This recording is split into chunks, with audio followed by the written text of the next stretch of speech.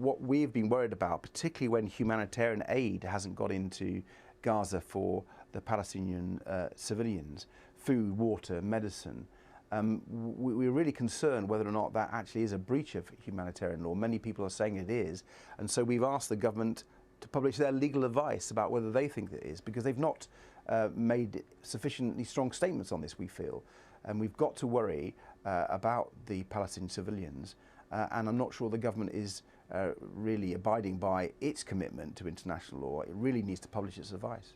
So you want to take the advice from the government lawyers as to what they are being told and how this is influencing what the government is saying? Absolutely.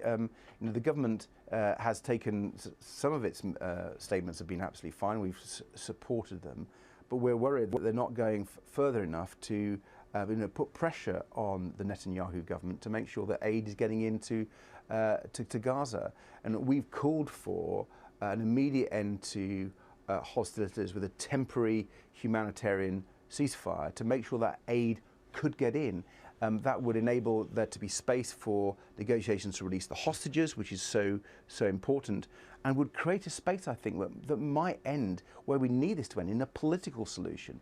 Ultimately, these awful events can only be ended by a political solution. A military solution never is the final end, and so we really need that space, and that's what Liberal Democrats have been calling for.